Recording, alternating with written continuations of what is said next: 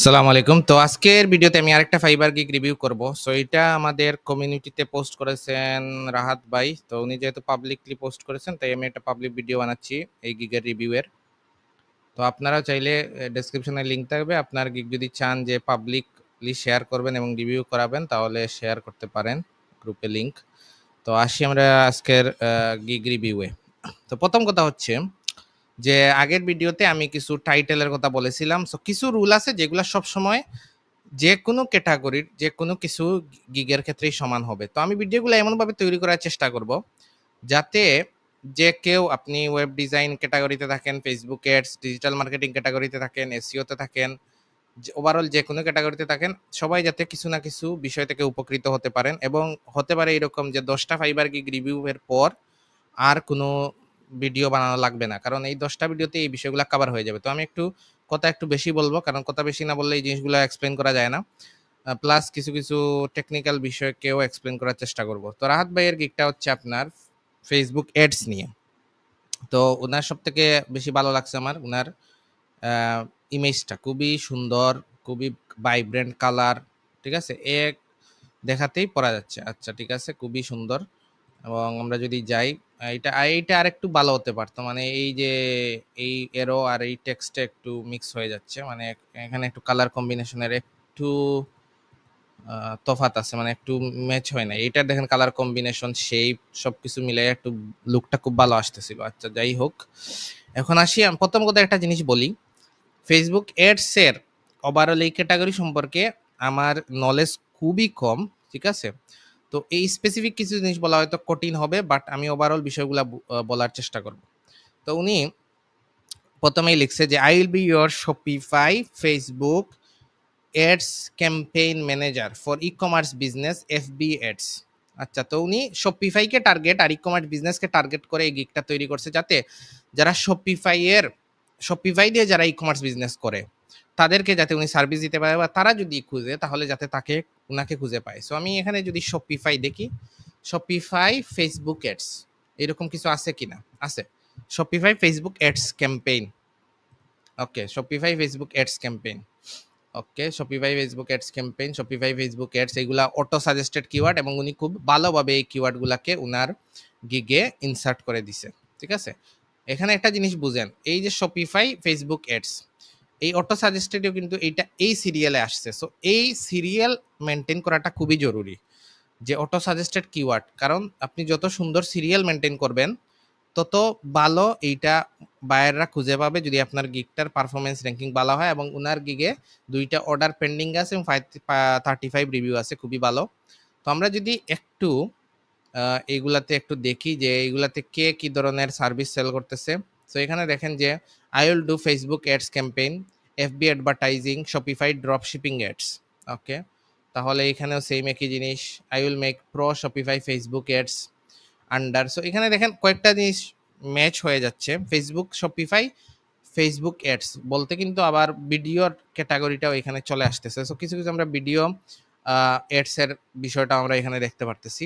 তো আবার একটু নিচের দিকে যদি আসি, I will set up Facebook ads campaign running, Facebook ads, Shopify ads, Instagram ads। Okay, very good. So আচ্ছা আসলো, তো এটাও আসলো। I will be your Shopify ads campaign expert, Instagram ads marketing manager। তো এরকম Facebook ads, Instagram ads, marketing manager এইরকম কিওয়ার্ডগুলা এখানে কি করা হয়েছে যে টার্গেট করা হয়েছে। তো আমি যে জিনিসটা বুঝতে চাচ্ছি যে উনার এই গিগে অন্য কোনো কিওয়ার্ড কি এড করা যেত কিনা। সো উনি একটা কিওয়ার্ড দিছে উনার, সেটা হচ্ছে ই-কমার্স বিজনেস FB অ্যাডস। আচ্ছা, FB ads e-commerce business, e-commerce, e-commerce, e-commerce, e-commerce Facebook ads বা ই-কমার্স অ্যাডস এইরকম লিখে কেউ সার্চ দেয় কিনা, ওই জিনিসটা আমার হচ্ছে ই-কমার্স অ্যাডস। আচ্ছা, I will be your Shopify Facebook ads campaign manager or e-commerce or run e-commerce Instagram ads। এইটাও দেওয়া যেত, তাইলে ইনস্টাগ্রাম অ্যাডসটাও এখানে কভার হয়ে যেত। ঠিক আছে? উনি ইনস্টাগ্রাম অ্যাডটা কিওয়ার্ডে দেয় নাই, বাট উনার যদি আমরা যদি উনার ডিটেইলস দেখি, ইমেজ দেখি, সবখানে কিন্তু ইনস্টাগ্রামের লোগো আছে, ফেসবুকের লোগো আছে। যেহেতু ফেসবুক, ইনস্টাগ্রাম ২ টাই এখন মেটার আন্ডারে চলে আসছে। সুতরাং ২ টাই একটু এখন রিলেটেড সার্ভিস। এবং ওনার এখানেও লেখা আছে ফেসবুক অ্যাডস বা Instagram ads, to ad set up, to ad campaign. তো এটা যেটা হতে পারে যে এখন যারা ফেসবুক অ্যাডস চালায় এরা তো অটোমেটিক ইনস্টাগ্রামে অ্যাড চালায়, অথবা উনি চাইলে এটাকে ইনস্টাগ্রাম অ্যাডস কিওয়ার্ডটাকেও এখানে ইনসার্ট করে দিতে পারে এইরকম যে I will be your Shopify Facebook ads manager or run run Instagram ads for e-commerce business। ওকে, তাহলে এইখানে এই কিওয়ার্ডগুলো চলে আসলো। কারণ আমরা যদি দেখি ফেসবুক অ্যাডস লিখলে কি হয়, ফেসবুক অ্যাডস লিখলে আমরা কয়েক ধরনের অটো সাজেস্টেড কিওয়ার্ড পাই। একটা হচ্ছে Facebook ads manager, Facebook ads campaign, Facebook ads campaign, Facebook ads manager keyword আছে কিনা, ম্যানেজার কিওয়ার্ড আছে। তো উনি কয়টা কিওয়ার্ড এখানে ফেসবুক অ্যাডস ক্যাম্পেইন উনার কাভার হচ্ছে, ফেসবুক অ্যাডস ম্যানেজার উনার কাভার হচ্ছে, ফেসবুক অ্যাডস শপিফাই বা শপিফাই ফেসবুক অ্যাডস কাভার হচ্ছে, Instagram Instagram Instagram ads, Instagram ads, Facebook and Instagram ads দেখেন অটো সাজেস্টেড কিওয়ার্ড। তো এটা দিলে উনার আরও কিছু ইমপ্রেশন বা ভিজিবিলিটি আরও কিছু বাড়বে যদি উনি ইনস্টাগ্রাম অ্যাডসটাও এখানে অ্যাড করে, যে একটু এডিট করে গিকটাকে, যেহেতু উনি সব কিছুকে একসাথে প্রমোট করতেছে তাইলে এইটা আর একটু কি হবে, বেটার হবে। তো ঠিক আছে, তো আমার এখানে সাজেশন থাকবে যে উনি যাতে I will be your Shopify Facebook ads campaign manager or run Instagram ads for e commerce business, এইটাকে উনি যাতে অ্যাড করে ফেলে।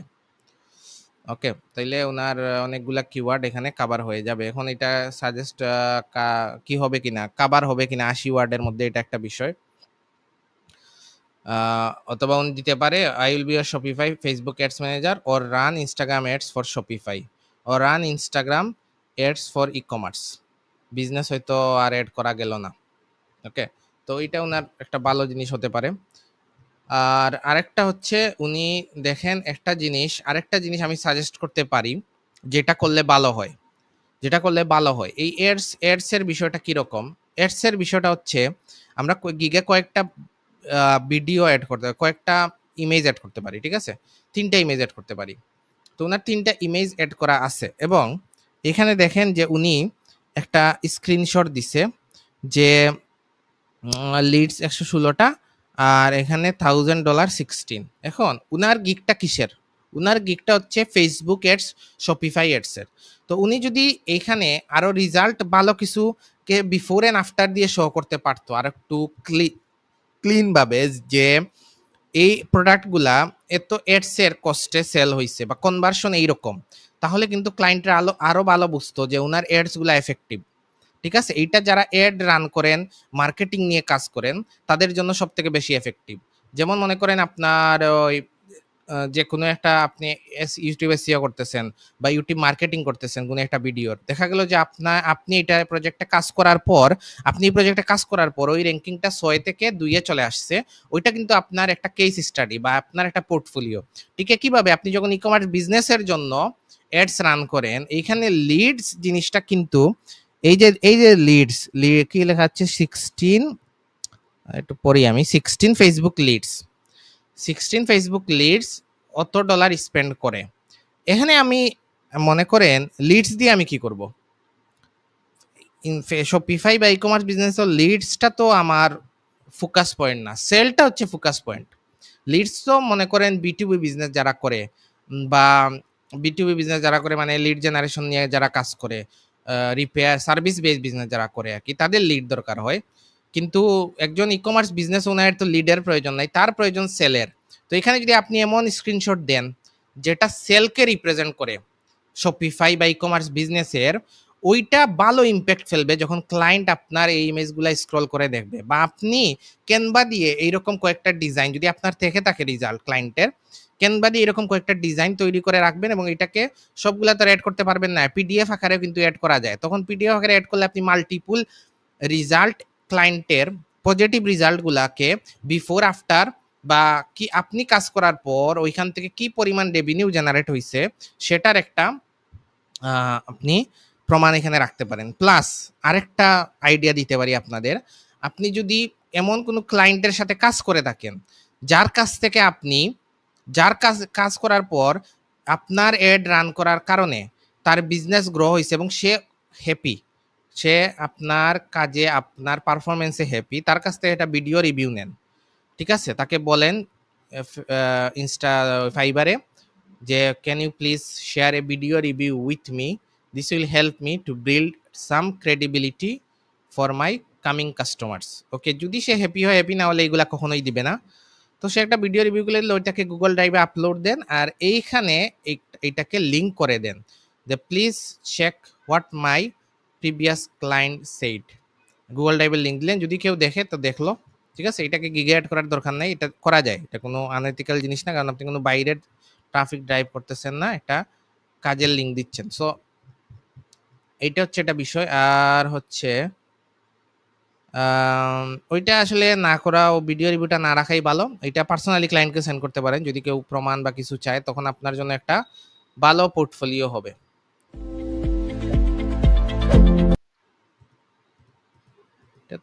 এইটা তো আবার ভিডিও এডস বানাইছেন মনে হচ্ছে, সিওর না। সো এটা তো আবার এই কাজের সাথে মিলে না। তো আচ্ছা, যাই হোক।